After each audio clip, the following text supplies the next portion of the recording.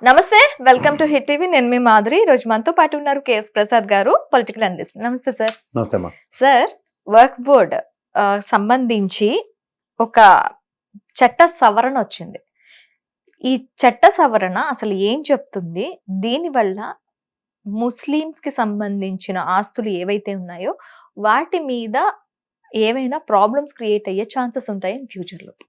అంటే ఈ రోజు దాకా వక్ఫ్ బోర్డుకి సంబంధించిన ఆస్తులు 9.6 లక్షల ఎకరాల ల్యాండ్ ఉంది వాళ్ళది. దాంట్లో ఏంటంటే వాళ్ళకి ఈ రోజు దాకా ఆ సామాజిక వర్గానికి సంబంధించిన ముస్లిం సామాజిక వర్గానికి ప్రతినిధుల ఆధ్వర్యంలోనే వక్ఫ్ బోర్డు నిర్వర్తించబడుతుంది. ఇప్పుడు కనుక ఇది బోత్ హౌసెస్లో కనుక ఈ బిల్లు పాస్ అయితే ఆ దాంట్లో నేనైనా మీరైనా సభ్యులుగా ఉండొచ్చు. అండ్ వీటో పవర్ వాళ్ళది ఫస్ట్ ఆఫ్ ఆల్ పోతుంది.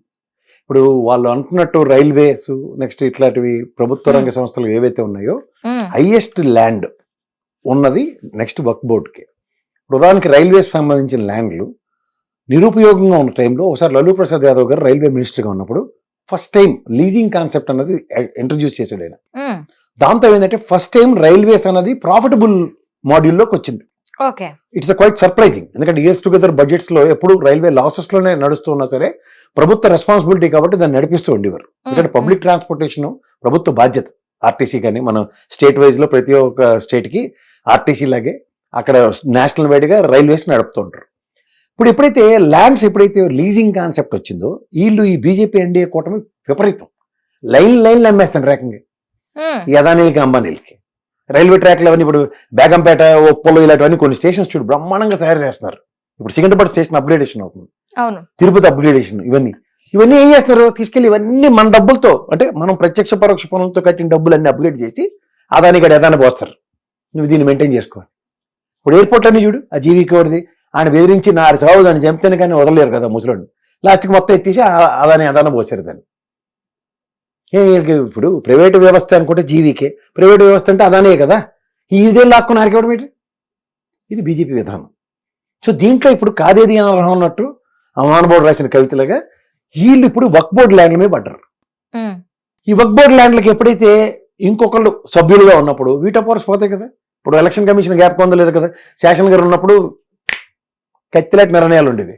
తర్వాత తీర్థ కాదరబాబు చంపేతండి అందరిని అని చెప్పి ఇద్దరిని తగలెట్టారు. దాంట్లో ముగ్గురులో ఇద్దరు నిశ్చయం ఎటైంది. ఇప్పుడు అతిగతి లేని ఎలక్షన్లో ప్రతిసారి చొక్కెట్టు సంతకం పెట్టు ఈ స్లిప్పర్ ఏజెంట్ గారికి అరుస్తాడు వచ్చాడా పోయాడా అని. ఆ దిక్కుమాల ఎలక్షన్లో చూస్తున్నాం ప్రతిసారి.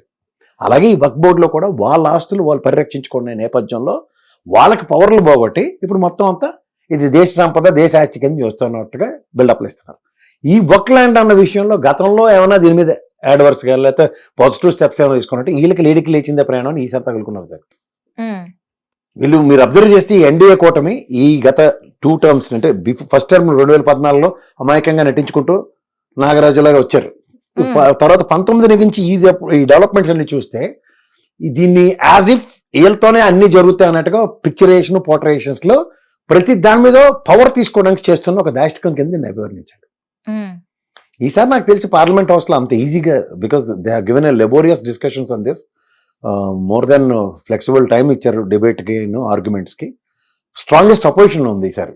వాళ్ళు అనుకున్నంత ఈజీగా ఈ బిల్ అయితే పాస్ అవుతుంది. నా prediction is not wrong. But floor management రాజ్యసభలో అయితే అమిత్ షాని మించిన వాళ్ళు లేరు. ఫ్లోర్ మేనేజ్మెంట్ ఎరగదీసేస్తుంది. ఇఫ్ వర్క్ బోర్డ్ చట్టం బీజేపీకి అనుకూలంగా వచ్చింది అనుకోండి, దీనిపైన ఎలాంటి చర్యలు ఉండొచ్చు నెక్స్ట్? అంటే ఇప్పుడు మనకి ప్రైవేటీకరణలు చూస్తున్నాం ప్రతి దానిలోని. ఇప్పుడు ఈ ఆస్తుల మీద కూడా మనకి ఏమైనా ప్రైవేటీకరణలు చేయటం కానీ లేదంటే లాలూ ప్రసాద్ యాదవ్ తీసుకున్నట్లు ఏమైనా దాన్ని లీజ్ కి ఇచ్చి డెవలప్మెంట్స్ వైజ్ గా చేయటం వాళ్ళతో నెగోషియేట్ చేయొచ్చు కదా.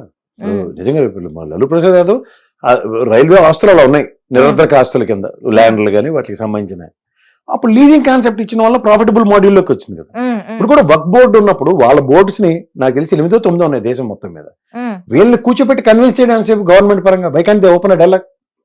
ఇప్పుడు ఆ మాటకు వస్తే రోడ్ నెంబర్ 2 ఎక్స్పాన్షన్ అప్పుడు ఈ ముస్లిం పెద్దలందరినీ కూర్చోపెట్టి కన్విన్స్ చేస్తేనే కదా ఆ రోడ్ అంత ఎక్స్పాండ్ అయింది. అవును, కేబీఆర్ పార్క్ నుంచి మనకు ముందుకు వస్తే రోడ్ నెంబర్ 2లో ఉన్న మసీద్. సో అట్లా వాళ్ళ దగ్గర నుంచి ఎప్పుడు సొల్యూషన్ ప్రాస్పెక్టే ఉంది. ఇప్పుడు అందాక ఎందుకు బాబ్రీ మసీద్ ఎరగొట్టిన తర్వాత సుప్రీంకోర్టు జడ్జిమెంట్ వాళ్ళకి వక్ ల్యాండ్ లో 5 ఎకరాల ల్యాండ్ ఇమ్మని చెప్పింది to construct a beautiful Babri మసీద్ ల్యాండ్. రామాలయం మేము కట్టుకుంటాం మీరు అక్కడని. సో దట్ ఆల్ పాసిఫికేషన్స్ కదా మన దగ్గర. మీడియోక్రసీగా గౌరవ సుప్రీంకోర్టులో ఇలాంటివన్నీ ఉన్నప్పుడు these sort of bold drastic steps towards there communities address చేసే విషయాల్లో సెన్సిటివిటీ లైన్ చాలా ఎక్కువ ఉంటుంది. ఆ సెన్సిటివిటీ లైన్ అనవసరంగా టచ్ చేసి అనవసరమైన ఉద్రిక్తభరిత వాతావరణాన్ని సృష్టించడంలో ఏం సాధిస్తామో నాకైతే అర్థం కావట్లేదు. ఈ పొలిటికలైజ్ చేయడానికి ప్రతి దాన్ని తీసుకుని ఏం చేస్తున్నాం మనం దాంట్లో? ఇప్పుడు వాళ్ళ ఆస్తులు వాళ్ళవేని డిక్లేర్ అయిన తర్వాత దాంట్లో నాకు పవర్ కావాలి, నేను మా వాళ్ళని పెడతాను, ఇల్లుని పెడతాను, ఆ బోర్డులో వక్త్ బోర్డులో ముస్లింలే కాకుండా ముస్లిం ఏతరులు కూడా ఉంటారు. Why are creating some ruckus అంత? నాకైతే నేను I'm totally against for it. ఇప్పుడు ఎవరిది వాళ్ళకు ఉంటుంది. ఇప్పుడు మా తాత సంపాదించిన ఆస్తులో పక్కింటికి అవకాశం ఇచ్చి, అదే సార్, ఇప్పుడు దేవాలయ తిరుమల తిరుపతి దేవస్థానానికి సంబంధించి గవర్నమెంట్ అండర్ లోనే నడుస్తున్నాయి. సో ఇక్కడికి వచ్చి ఒక ముస్లిమేతరుని ఒక ముస్లింని కానీ ఒక క్రిస్టియన్ ని తీసుకొచ్చి ఆ బోర్డులో కూర్చోపెడతా ఉంటే ఊరుకుంటారా?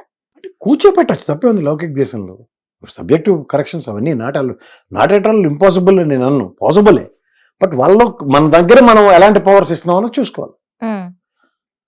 మనం ఆ ధార్మిక సంస్థలకు సంబంధించింది ఎవరిది వాళ్ళకి లైన్ గీసుకున్నప్పుడు, ఇది క్రైస్తవ సామాజిక వర్గం, ముస్లిం సామాజిక, బౌద్ధ సామాజిక వర్గం, సిక్ సామాజిక వర్గం అండ్ మనది హిందూ సాంప్రదాయాలు, వీటికి ఎవరిది వాళ్ళకి ఉన్నప్పుడు మనకి ఆస్తి ఏమంటారు, లౌకిక దేశంలో మత స్వేచ్ఛ ఉంది, పరమతాలను గౌరవించాలన్న ప్రాథమిక బాధ్యత మనకి రాజ్యాంగం కలిగించినప్పుడు నీకెందుకు వాళ్ళ విషయాల్లో లక్ష్మీపతి ఎవరు అంటాం? ఇప్పుడు వాళ్ళతో కాదన్నప్పుడు, ఇప్పుడు ఫర్ ఇన్స్టెంట్ నీకు పబ్లిక్ సెక్టర్కి సటన్ ఇది కావాలి నీకు. మా ఎల్ఐసీలు, ఈ స్టీల్ ప్లాంట్లు అవన్నీ కూడా మీ ఇష్టం వచ్చిన డెసిషన్లు తీసుకుని ప్రభుత్వాలకి ప్రజలకి ఇష్టం ఉన్నా లేకపోతే అమ్మేస్తున్నారు కదా మీరు, అదాన్ని పెట్టేస్తున్నారు కదా. ఈ విషయంలో కూడా అదే కదా. ఒక్క ల్యాండ్ మాకు ఇది కావాలా, ఆ బోర్డుని కూర్చోబెట్టండి, వర్క్ బోర్డులు 9, 10, 8 ఎంత ఉన్నారో అంతమందిని కూర్చోబెట్టి, సార్ మీ ల్యాండ్లో మాకు ఈ పబ్లిక్ లీజింగ్ కావాలా, ఈ సర్కమ్స్టాన్సెస్లో వీటిలో ఇలా డెవలప్మెంట్ చేస్తాం, 50-50 partnership, 100 years lease, there are multiple choice are there కదా.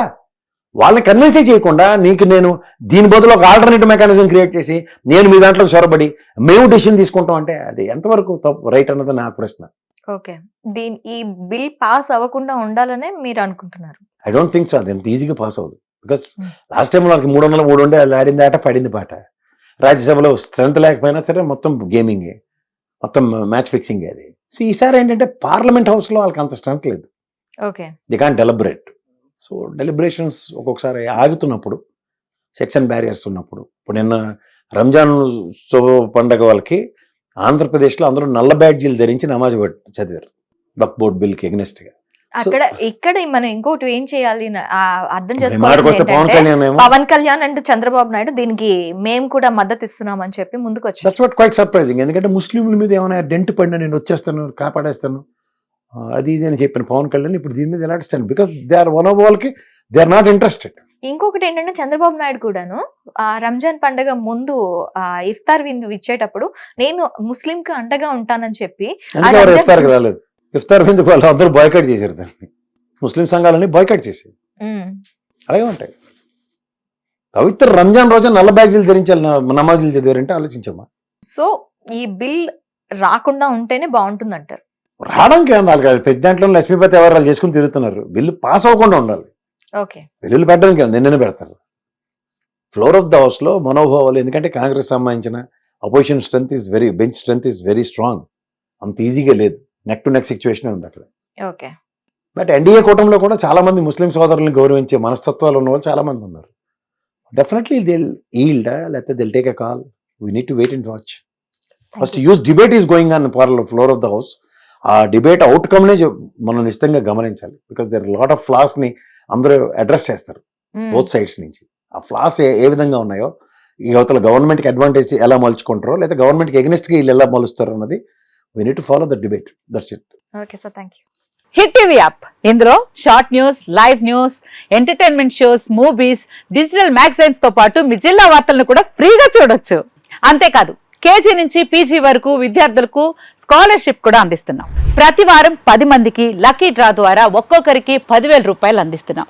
ఇంకెందుకు ఆలస్యం, వెంటనే హిట్ టీవీ యాప్ ని డౌన్లోడ్ చేసుకుని ఫ్రీగా ఎంటర్టైన్మెంట్ పొందండి. Hit TV app. Hit TV app. Please download hit TV app. Hit TV app ని ఫ్రీగా డౌన్లోడ్ చేసుకొని ఎంజాయ్ చేయండి. మీకు నచ్చిన ఎంటర్టైన్మెంట్ కోసం హిట్ టీవీ యాప్ ని ఫ్రీగా డౌన్లోడ్ చేసుకుని ఎంజాయ్ చేయండి. హిట్ టీవీ యాప్ ని డౌన్లోడ్ చేసుకుని ఆస్వాదించండి, ఆశీర్వదించండి. ఇంతమంది సెలబ్రిటీలు హిట్ టీవీ యాప్ ని డౌన్లోడ్ చేసుకోండి అని చెప్తున్నారంటే ఎంత మంచి యాప్ ఆలోచించండి.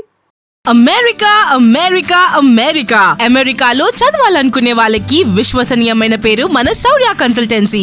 UK Law 1 Year Masters. UK Law 1 Year Masters. 2 years work permit up to 5 years visa. Contact Saurya Consultancy.